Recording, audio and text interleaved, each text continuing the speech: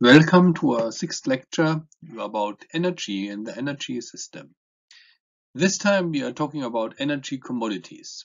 This is stuff that contains energy on a chemical base and is widely used to trade energy, to bring energy out of the ground or to transport energy.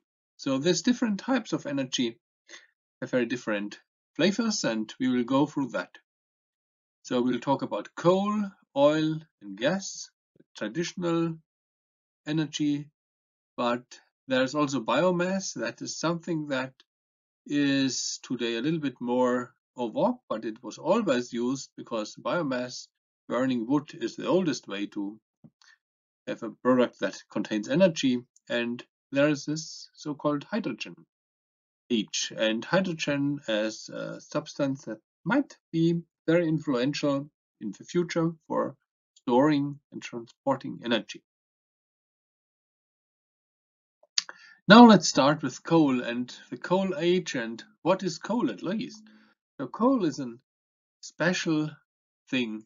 It was built in very long ago during the Carboniferous period or carbon-bearing period, 360 million to 290 million ago.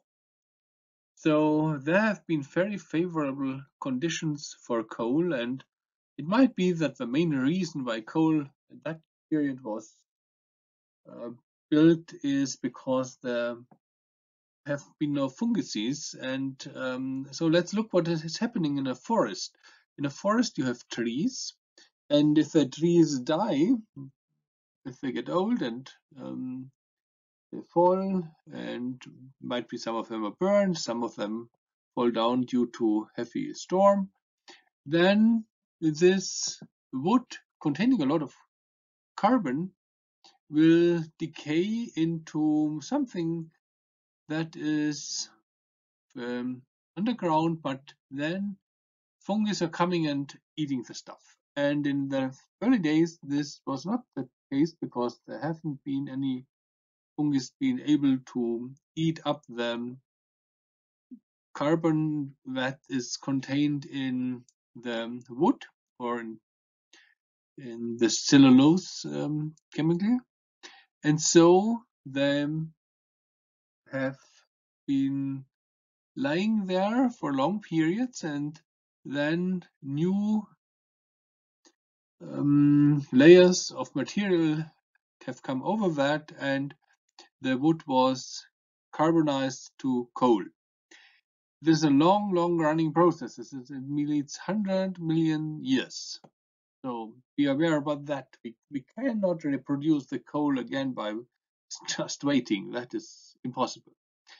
So, and some more amounts of coal have been built during the other times in the history. In the Permian between 290 million years and 250, and in the Mesozoic area. But this coal is not of the same quality, and typically it is ignite coal, or it's not the same quality and not so much around. So there are different types of coal, and that also results in different prices for the different types. And so the highest quality of coal is anthracite coal.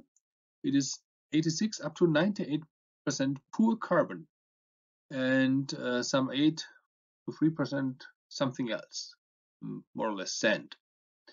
And is an excellent fuel that is still used to heat homes in some areas. And it is used also for chemical processes like steel, because you need the carbon, more or less clean carbon, to do that. Then there's bituminous coal that contains 70 to 86% carbon. So the limit between the both are more or less arbitrary, but that's the difference. And so some like 46 to 31% volatile matter, and it is used to make coke that is used in metallurgy also. And there is subbituminous coal, even less good, and it is burned in typical industrial boilers to generate heat and electricity. And there is a lignite coal that is of the lowest quality. It's 65% to 70% carbon. It looks more or less like garden earth and garden soil, and it has more than 50% of a matter, more or less sand. So if you burn that, you have to know that you have to heat also this volatile matter that is not useful there. Sometimes there's also water in there, and it's also not helpful to have high temperatures, and so a lot of energy is gone lost.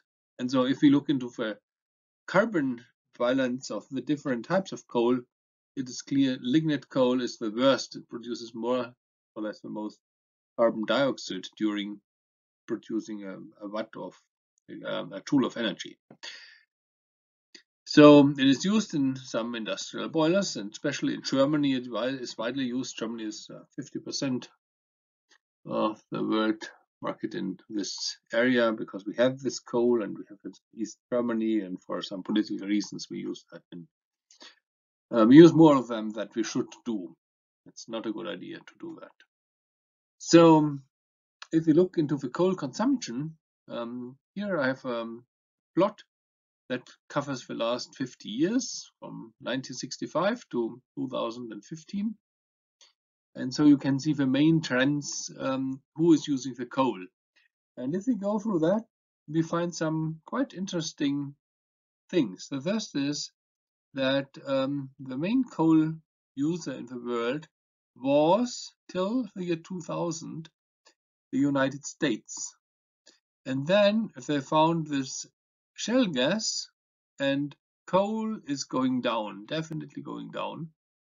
And so United States have now a much better carbon balance, and they are no more burning coal. So one state after the other is saying we don't produce any coal. So this is, by the way, measured in megawatt hours per person and year, but it's quite a good way because the number of persons in most of the countries are not changing too much. So if we look to Germany, we see we had more or less a constant coal burning rate, and then our coal burning was going down immediately. What happened here? That was the unification of Germany.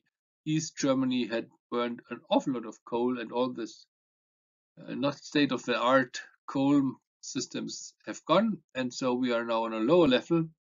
But as some people hope that we go down really in this number, that does not happen till now, because the renewable energies are not enough to really stop our coal production. And just in the moment when we were on a good path here, we stopped our nuclear power, and so the coal usage was going up. That is not the way we usually should do that. So looking to some other countries, United Kingdom is the home country of coal usage, and they have a long-term exit from coal. So they have just no coal anymore in their country. That is a great thing.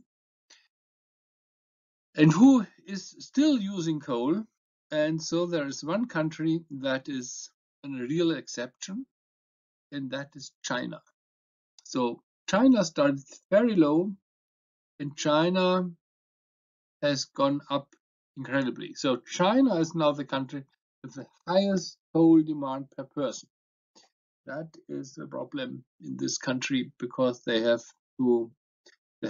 awful air quality and an awful carbon emission due to this. So some other countries like India are still very low because their production is so low.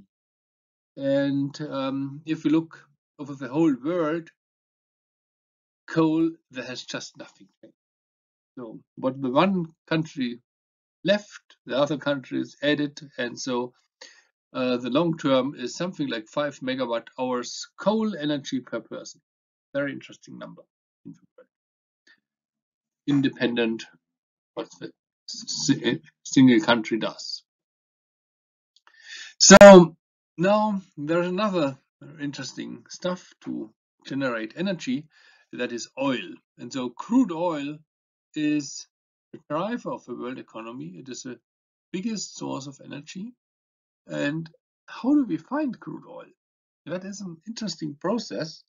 It is not completely clear, by the way, what are the different effects that result in coal, but the standard track is that you have different layers in nature, and you have one layer, there's a black one here, that is a seal, and below that seal there are going on some chemical processes, and that if this seal is shaped like here in a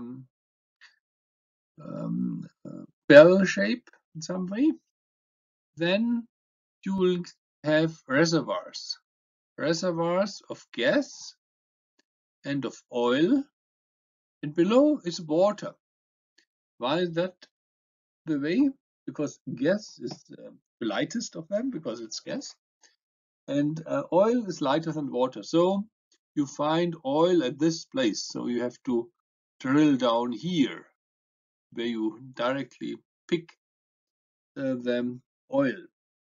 If you are able to pressure more water in there, it might be that you can extract more oil, and that is done in this fracking technology in the United States, because the oil is sometimes within the rock and it's quite hard to find. And sometimes there is even a lower layer, and you might find even more of that.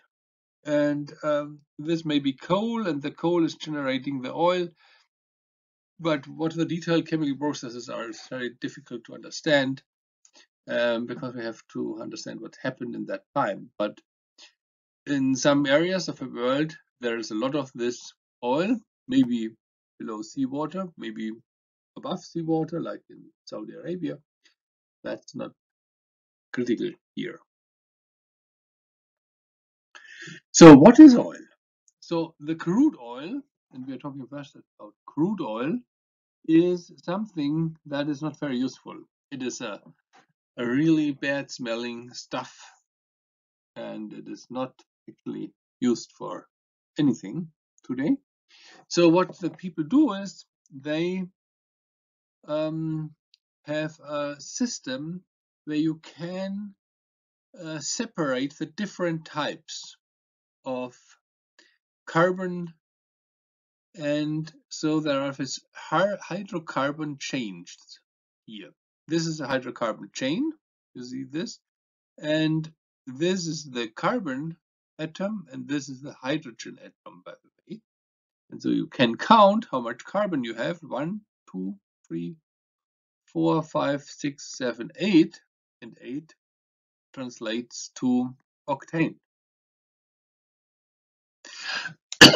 So if you have longer, octane is usually the leading stuff in gasoline for your car. So if you now have a shorter chain here, only one carbon resulting in one carbon atom, and this carbon atom will have 4 hydrogens around, because 1, 2, 3 are already here, 1, 2, 3, and there would be another one here, but this connection is going here. So this is methane. So if you go beyond that, you can add more and more, and they have funny chemical names, and you can count how many hydrogen and carbon is there. And you see, for example, methane has 4 hydrogen, and so if you burn methane, this results in a lot of water and only less carbon dioxide. So methane, if you burn it, you have carbon, CO2, and 2 hydrogen, HO2. So that is more or less clean type of energy. If you burn long chains, then this part, hydrogen, will go down, and that's not so clean.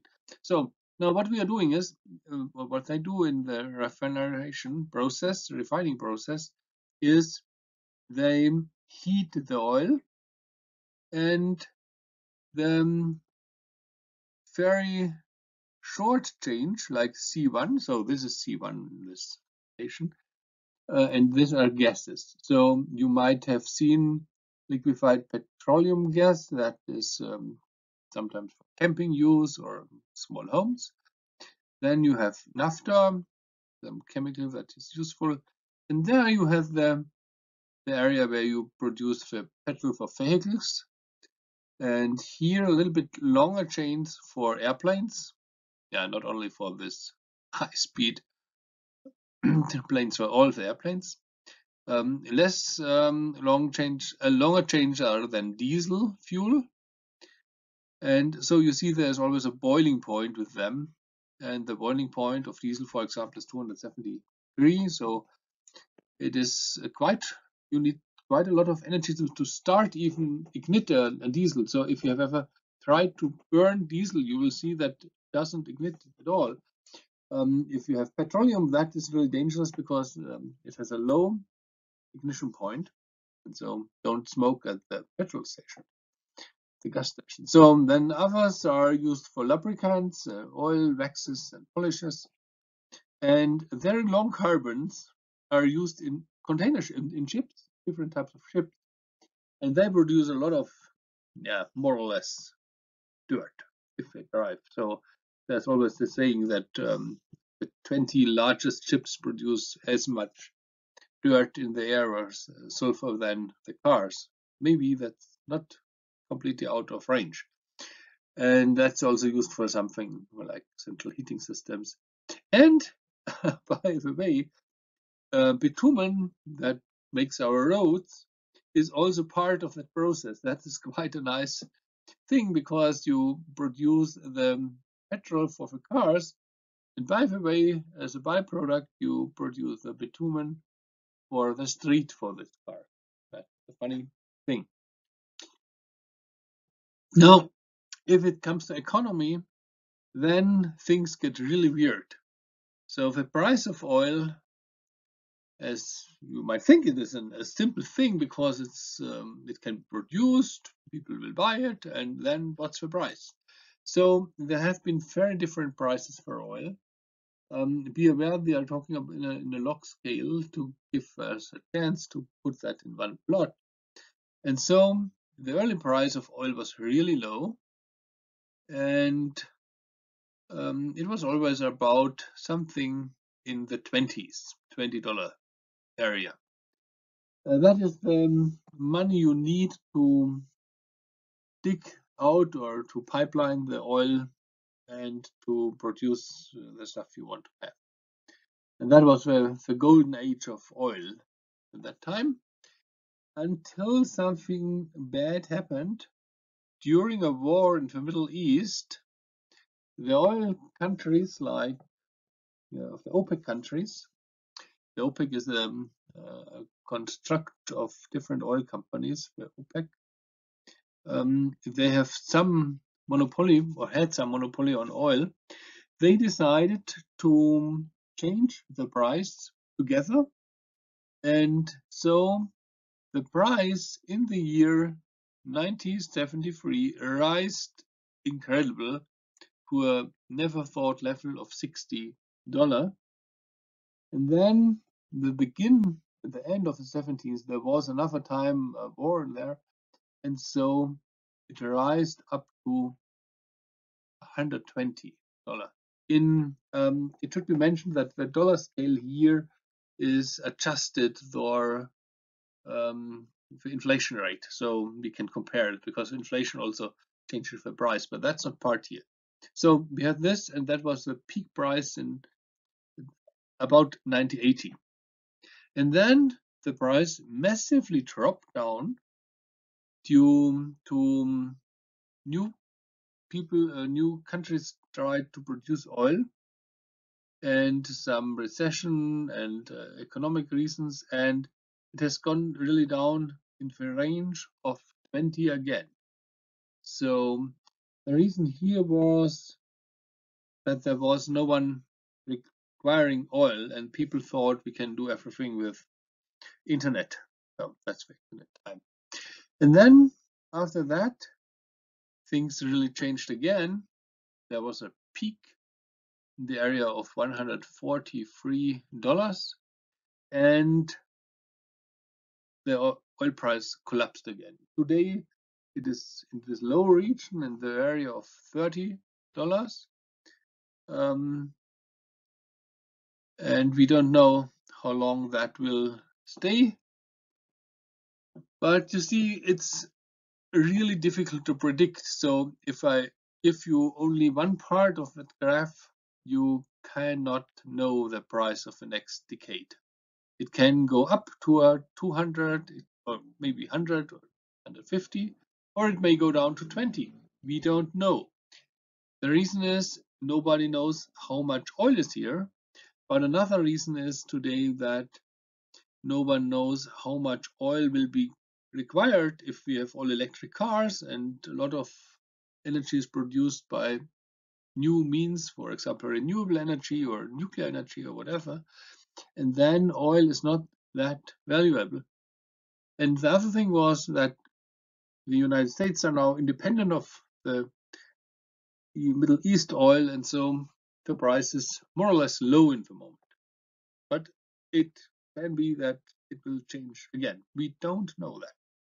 It's absolutely hard to predict, especially if you see within a few years you have a factor of about 7 between the price. So who exports the petroleum? Who are the big guys on the petroleum market? So the big guys are definitely Saudi Arabia. Saudi Arabia is built on oil. It is the largest oil resource. There are some luck. They have a geological situation that there is an incredible amount of oil under the soil. And the kingdom is more or less completely dependent on that export of this oil. Saudi Arabia can produce oil for a very low price.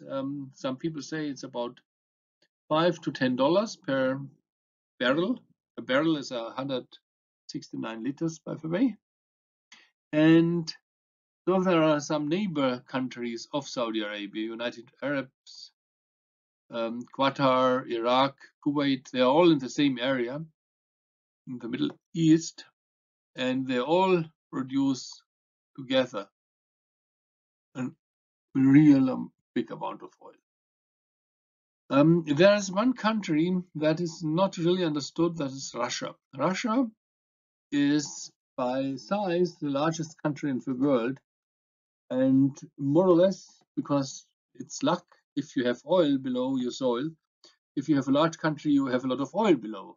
And so Russia is in the moment as strong as Saudi Arabia. Some people think they cannot produce it as cheap as Saudi Arabia, and so they fight a price war at the moment. But in the long term, Russia has a good chance to be as strong as Saudi Arabia or the Middle East, because it has so much soil where there could be oil, and I'm quite sure they didn't dig every place they have. There are some countries in Africa, especially Nigeria, has a lot of oil, and there is some countries in South America, especially Venezuela, producing a lot of oil and are very dependent from the oil. These are the big guys in the oil business. And so how much money is involved here? This is $1.3 trillion. So we should really write down that number.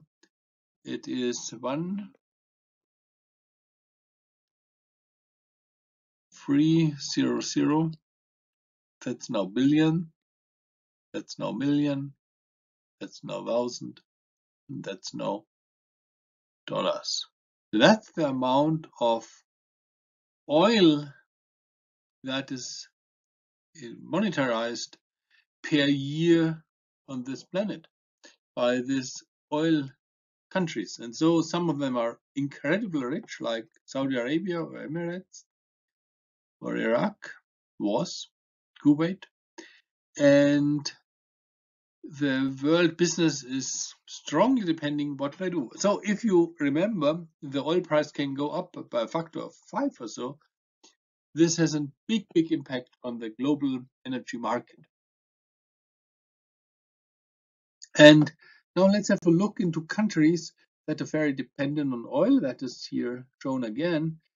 And so, because not every country can produce the oil for the same price, because it's different expensive to harvest the oil, there is an oil price that kills the economy. So if the oil price is going below 121, then countries like Algeria or Nigeria are running out of money because they have a limit for their economic situation. And some other countries are lucky. They have cheap oil and they are able, even in a case of low oil price, to sustain. But it's not exactly known where are the limits. That is a Deloitte University Press that showed that numbers, and there have many researchers done analysis about that, International Monetary Fund, and so on and so on. So don't believe everything that's on that slide, but what we see is some countries are really in danger if the oil price is low, and they will have big problems in their economy. Sometimes people are talking about the resources, and resources is a difficult thing because many people really don't understand what's going on, and there has been this report from Club of Rome that we run out of oil, we run out of everything during the next 40 years or 20 years, depending what you ask for. And so the report was written about 1970, and we didn't run out of anything of that in the book. What happened there? The first thing is that if we are talking about these materials, there are the so-called reserves. That is the economic amount that you immediately can produce a special natural product like iron or oil or coal or gas or whatever. They are well known because they are usually measured more or less precise, and they are called the so-called identified reserves. And so they are identified, we know that they exist, and we know that they are economic to produce. These are the reserves. That is the smallest number here. So then there are some reserves undiscovered that are the resources. So there are more resources than we discovered, because not at every place on Earth they have drilled for oil or looked for carbon or for whatever. And some of that resources are sub-economic. It is not really economic at the moment, but be aware the price of these commodities can change. And so this part here can go lower down here, and so it is still economic to produce this. And that's much more, usually 10 times more than the reserves. And then there's still more down there, not economic at the moment, but so-called unconventional and low grade. So if we run out of gold or silver or whatever Cobalt is now often named, or lithium, then the question is, if the price would go up by a factor of 2, how much of this non-economic resources will be available? And typically, if you double the price of one of these substances, you have 10 times more resources. And so there is not a definite size of the resources. It is completely dependent on the price. So price defines the amount and nothing else. So if we change the price, we'll always have enough of whatever we need. Maybe there are some resources can get exhausted. That is a little bit true for things we burn. So coal and especially oil and gas may be going down really strong, but and the price will define, the price will get high, and so people won't buy it at all, and so there's still something here. So be careful about this if you discuss how much reserves, resources, and unconventional resources are available. It is definitely a question of economic. So now we look a little bit into some reserves on our planet for energy. And so we start with the different primary stuff. And one of the stuff is the conventional oil. That is what we just talked about. And the production in history since till 2005 has been 6,000 exajoules. You remember exajoule is a very huge number. So in the year 2005 itself, we produced 150 exajoules, about 150, and that is roughly 40 years of this production what we ever produced. 40 years of this demand, we will have what we already did. And so the question is, how much could we extract in the next 100 years? So till 2100. And some people say, well, maybe more or less the same amount that we already extracted, or maybe a little bit more. So now if we look into the reserves and the resources, we will see that it's more or less half and half that is available. So there is still a lot of oil, but not infinite. It is limited, maybe for the next 50 or 100 years, if we keep burning as much as we burn in the moment. And I'm quite sure that won't happen. So there's unconventional oil, just no one used that. But in the future, there might be a lot of that, and there may be additional occurrences. So you see, there is extremely much oil, so about 10 times the amount of oil we used till today. So this would be 400 years if we have the same consumption. But be aware, this is expensive.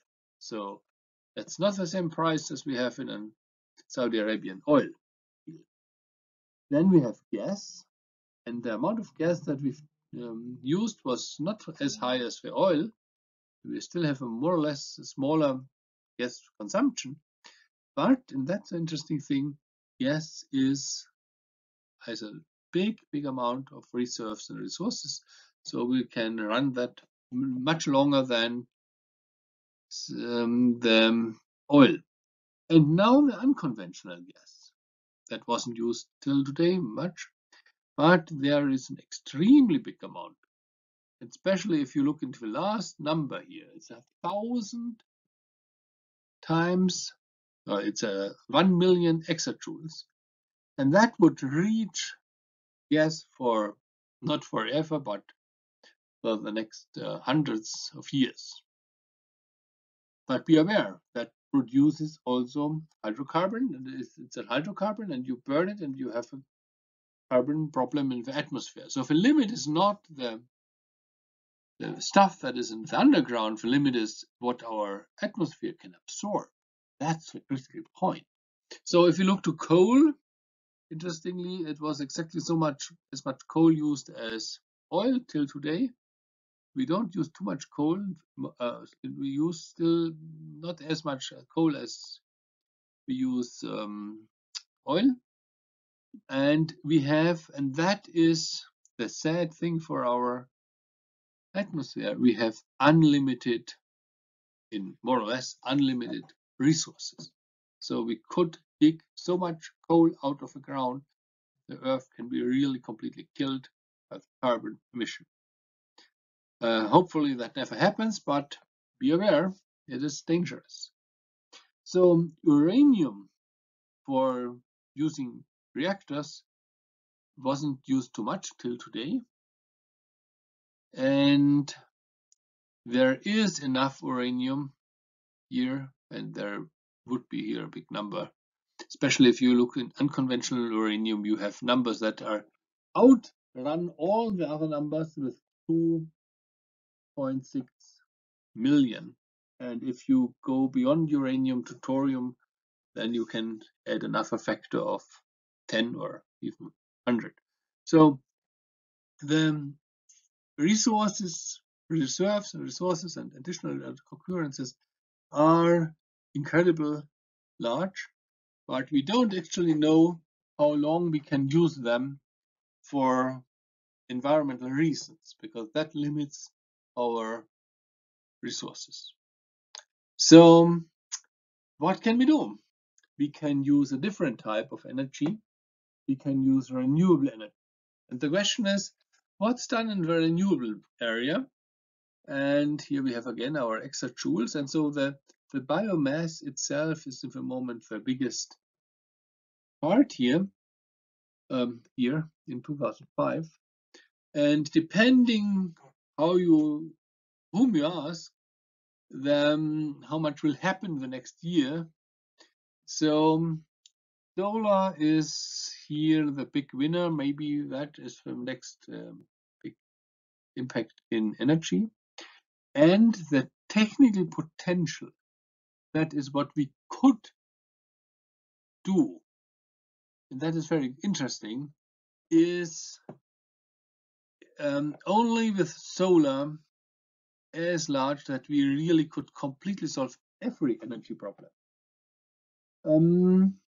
It should be mentioned that our whole energy demand is some 1,000 exajoules per year.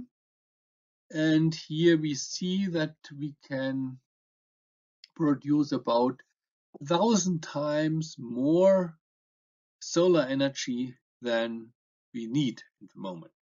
But be aware that implies that we cover all the continents with solar cells. That's a little bit out of range. Wind is also available, also in a very significant way, but it needs difficult operation in windy areas because there's the wind, and to work against the wind is quite a hard stuff, and so it's not so easy. Some other things like hydro energy, there is not too much potential.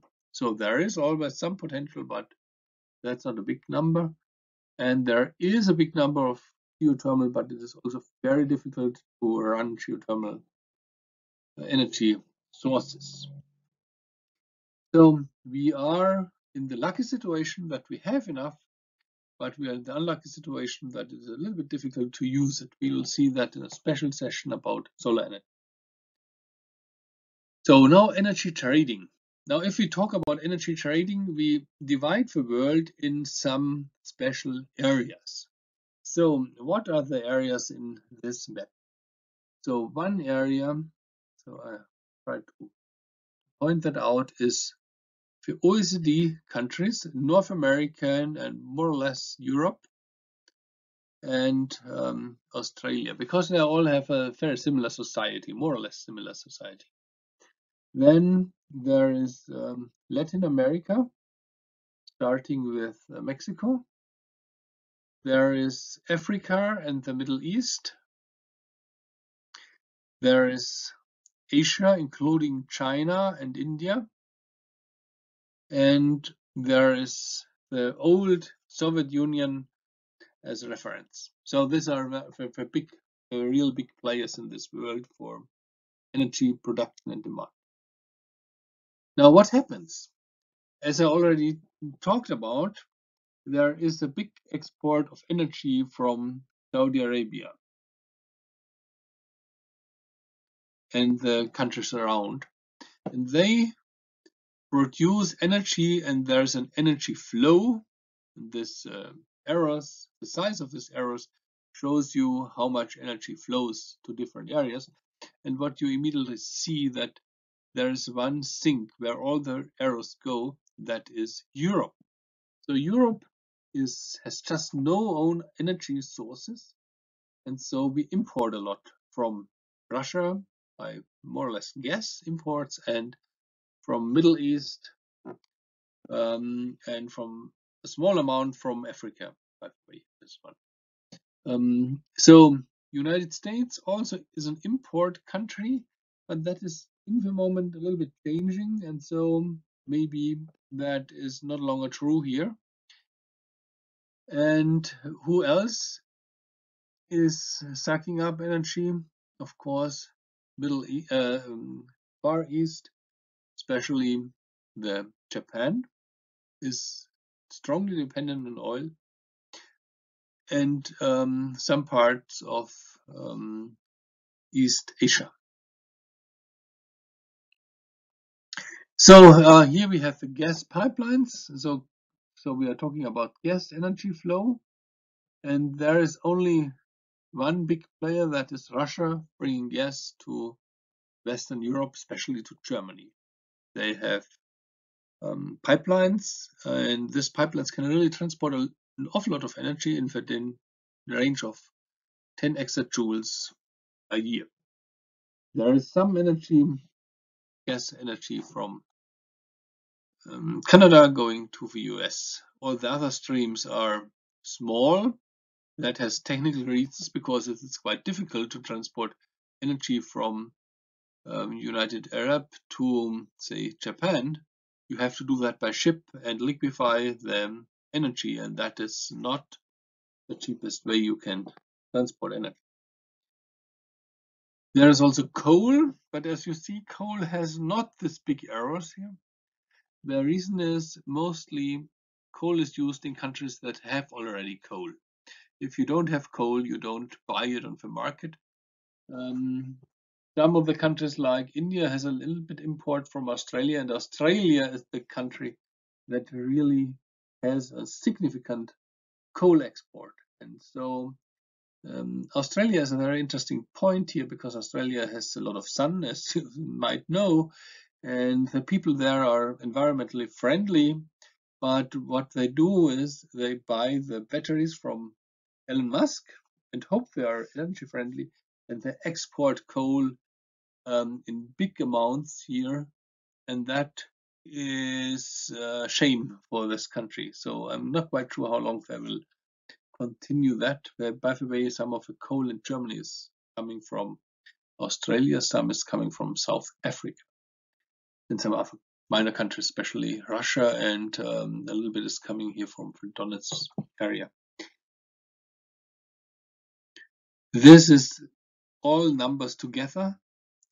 Yeah, it looks more or less like the plot about the oil trading.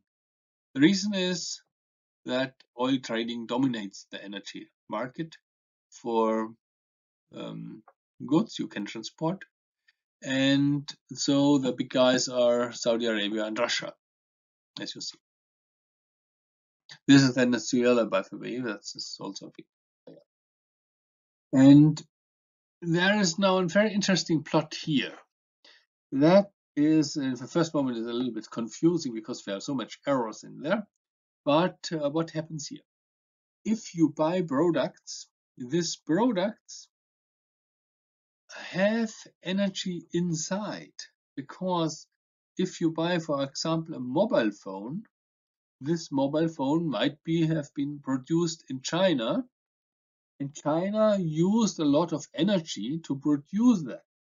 And during the production process, there goes a lot of energy into the product, and then the product is leaving the country and is reaching, for example, Germany. And then you buy a mobile phone and you think, that's fine, I have only to use this very small battery, and that doesn't need a lot of energy. But the truth is, the production of this phone might have used and sucked up a lot of energy. So you see the export of energy by sending products to Germany or to Europe is more than some of the energy flows in the range of oil. And if you look to the United States, they suck up 22 exajoules external energy by buying stuff in other countries. The same is also true for Europe, but it depends a little bit if you Europe has also some exports, so we produce stuff that goes to other places. And by the way, it is just difficult to figure out the numbers altogether, because we have not very precise numbers how much energy is directly going from the source into the product, because it's very difficult to calculate that.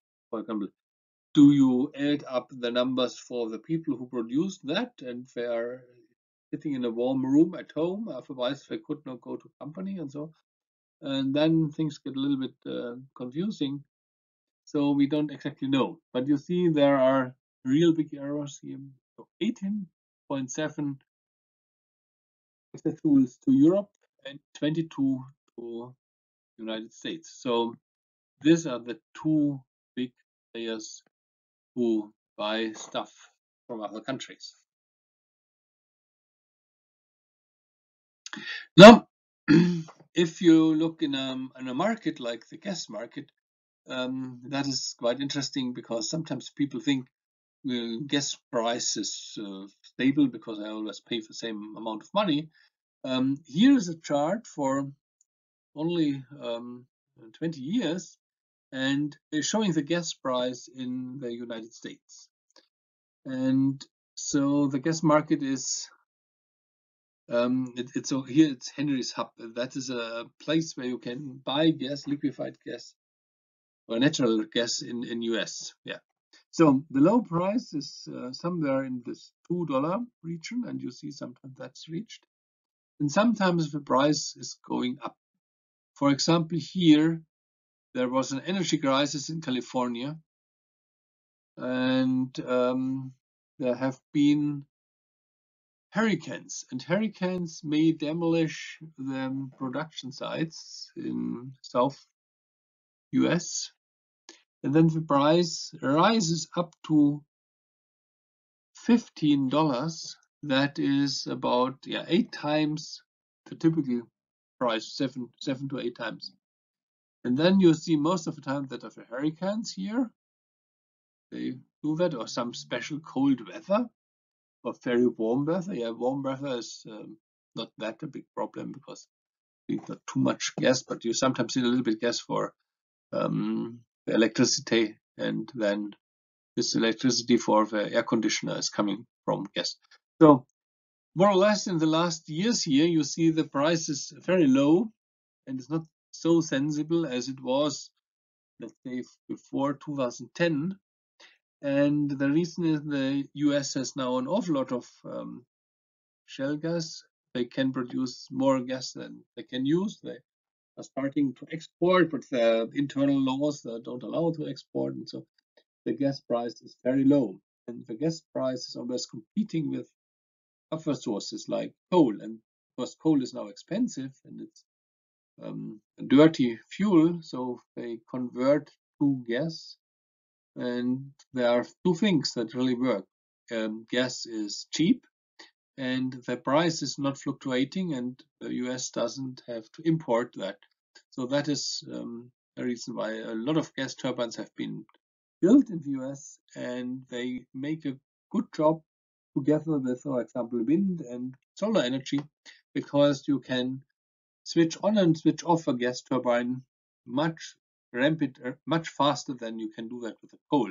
So if you have a coal power station, you have to wait maybe 8 hours until it's under full blast, and power station is working within 10 minutes, and you can shut it down, and after 10 minutes you have no more energy. So that is an advantage of gas, and so that market is a very, very interesting thing in the US and in some other countries where we have enough gas. For example, in Germany, we include the Russian gas.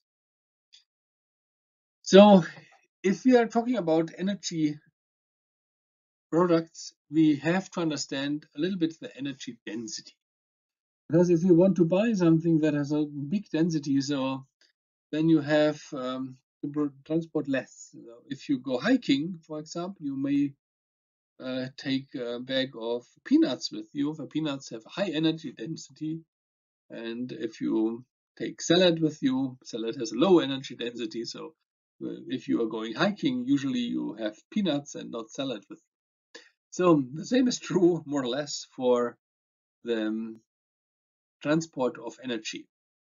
But there are two numbers here. The one is the number in kilograms, so the mass of a megajoules per kilogram. So that's how heavy energy is. For example, if you have a car, you want to have a low amount of energy, a high amount of energy per kilogram. And so we look, what do we use usually in a car? So a typical car uses diesel or gasoline. Diesel and gasoline are just the same. That's not a surprise because they're more or less the same hydrocarbons. There's a little difference in the engine, but this is not part of this diagram. The diagram shows us what is this. So one kilogram of diesel contains something like 40 megajoules. So remember this number. So if you go to different types like natural gas with high pressure, or a butane or protan or whatever, polyethylene, you always end up in this range here. So there is not a big difference in this conventional stuff. Interesting here is lithium. Lithium seems to be quite in the same place, but that is not a lithium battery. Lithium batteries are, sadly enough, not so dense in energy. They're not that worse as it looks in the first glance here, but we will go into that in a different slide. And if we look into cars, then we know that the situation there is very different, because lithium energy is electricity, and electricity can be used much more efficient than diesel, because you have to convert that diesel into power, into mechanical power. So now what is outside this interesting rectangle? So there is, by the way, some things you like to eat. For example, sugar is here. And what else do you like to eat? Nothing here. So that is has a good energy density is sugar, but it's not like diesel. So diesel would give you 3 times more energy per kilogram. The density itself is not so critical. You see, most of them have an just useful density. Now, if we go about outside of that, we find some interesting other areas. The one thing is aluminium has the highest energy density per liter, because aluminium is very light, but it has an awful lot of energy inside. And so you have about 80 megajoules per liter of aluminium. Remember that. On the other hand, if you use aluminium for something, there is a lot of energy inside. And to produce it needs a lot of energy. Silicon, but quite the same. Anthracite is naturally available. So now we go to the other end here in this place, and then we see again some interesting things. The first is hydrogen gas. And hydrogen gas in a natural situation, so if you have a balloon with hydrogen gas, be careful with it, has the definitely lowest energy density per liter. It is incredibly low. It is a thousandth of that, 1,000 times less than diesel or so. It is even much less than lithium if you look careful to that picture. Now you can compress hydrogen to 700 bars. That is a huge pressure. Be aware about that. And you still, if it goes about volume, you are not comparable with diesel.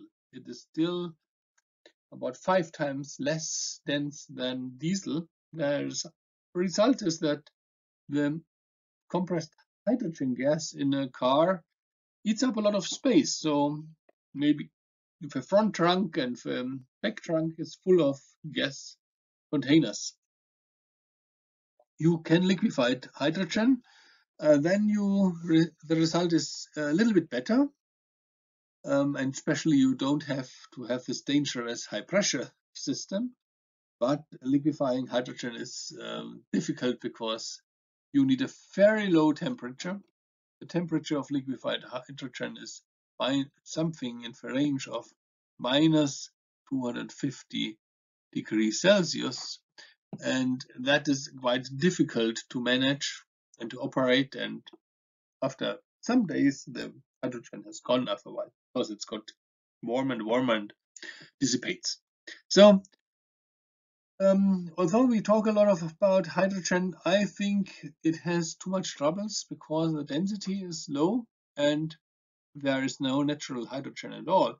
So we can produce hydrogen in a chemical site, but it's not the best way to do it at the moment. We should a little bit more look into some other ideas how to store energy. Maybe ethanol or methanol are good. Ethanol is, by the way, something you can drink. It's alcohol.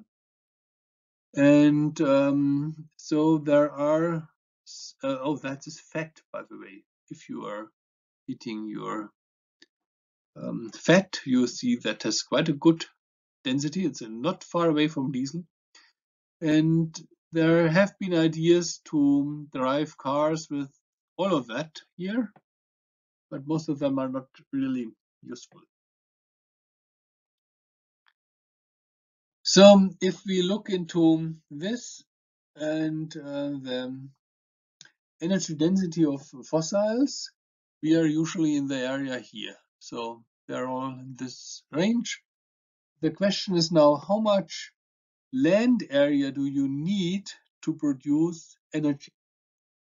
So if you have a typical coal-fired plant, a coal field, then it may have the size of some square kilometers.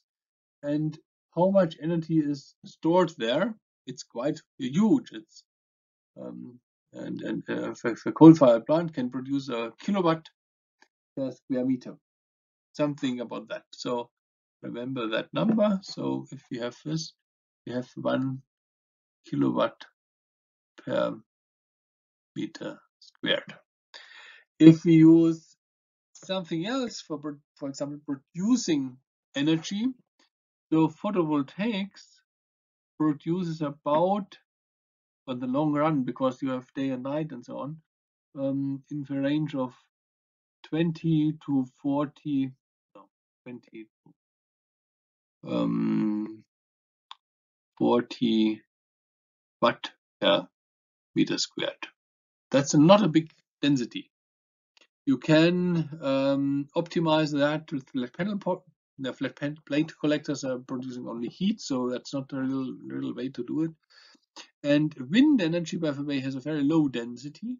So the wind wheels are really huge. You know this amazing huge windmill systems in Germany. And the lowest of all, be aware, this is a logarithmic scale, is the way nature works. Nature uses for converting the energy photosynthesis. And photosynthesis has a very low energy density per square meter. It is about 1 1 watt or less than